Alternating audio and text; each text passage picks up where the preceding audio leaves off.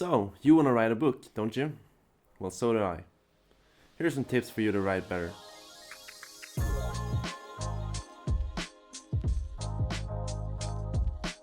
I have been writing for almost 6 years now, and I am getting to the point where I actually think I can finish a project and then publish it, because it takes time to get better.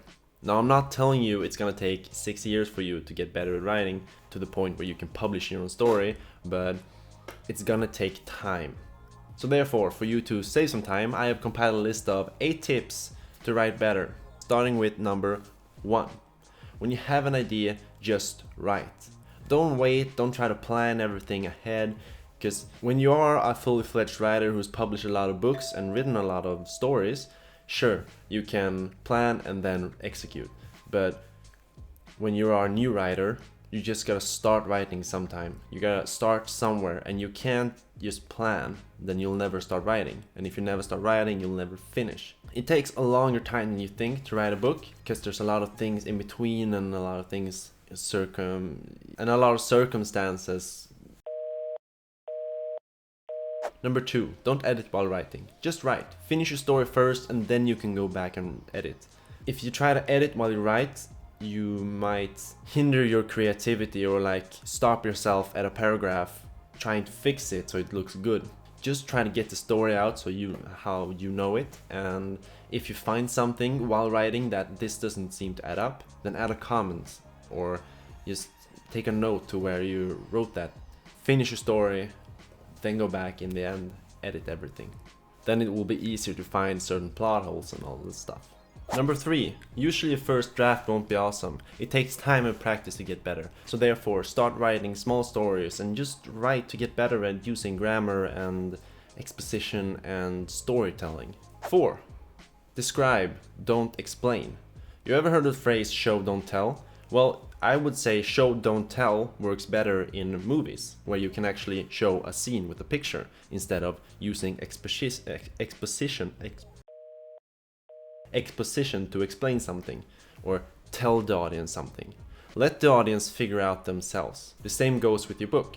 Describe a scene instead of telling it. Let the reader figure out themselves what's happening and make their own picture of it. Let them play out the scene in their own head. Give your characters realistic reasons for doing stuff. Don't just make the bad guy or girl or villain do something just because he or she can.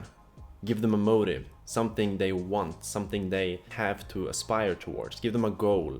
And why are they doing that? Don't just say, oh, well, they want to take over the world because it will be fun. Give them a purpose.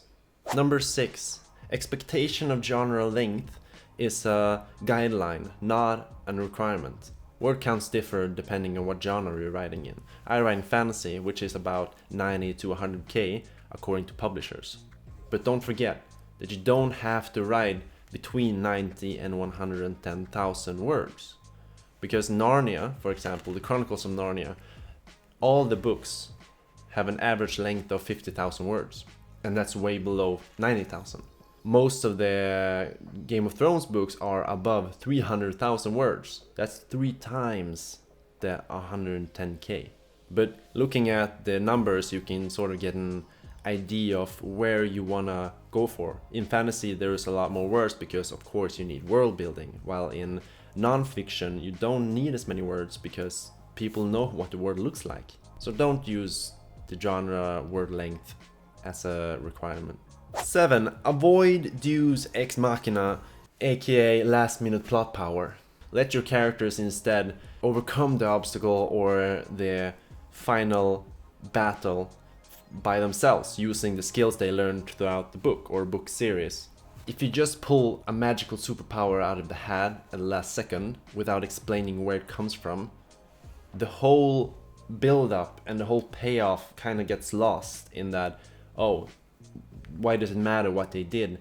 They're always gonna win. If a magical wizard who don't know comes from nowhere and uses a power that we haven't seen before, just saving everyone, well, it kind of defeats the purpose of the whole build up and the tension, and we lose it, and we just, as readers and viewers of movies, we just go like, what's the point? The wizard could have just come and saved everyone. Why need the super character? Why super character? Why need the main attack? Why need the characters in the books? That's what I mean. And then last but not least, number 8. Write for your creative side, not for money. If you want to become the next J.K. Rowling,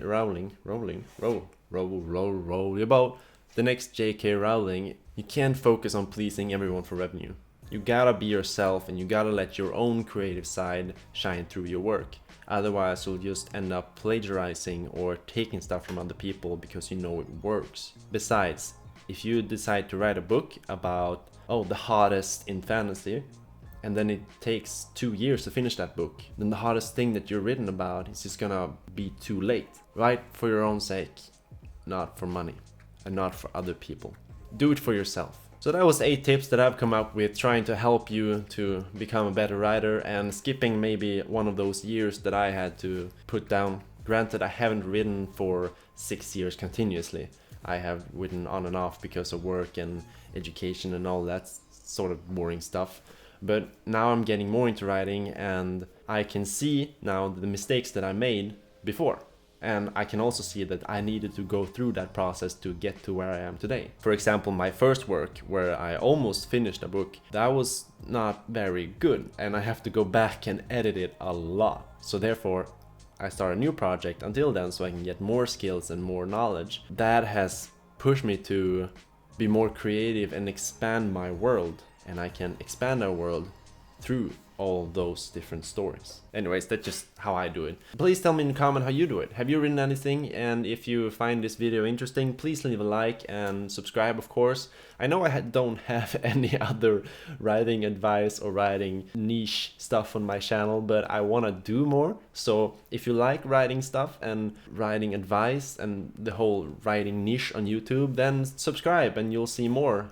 And if you don't, well, thank you for watching, and even if you do, thank you for watching too. I mean, yeah, thank you for sticking through to the end. I hope you have a great day. And as usual, my outro will be putting my hand towards my camera. Thank you. Bye. Don't stop.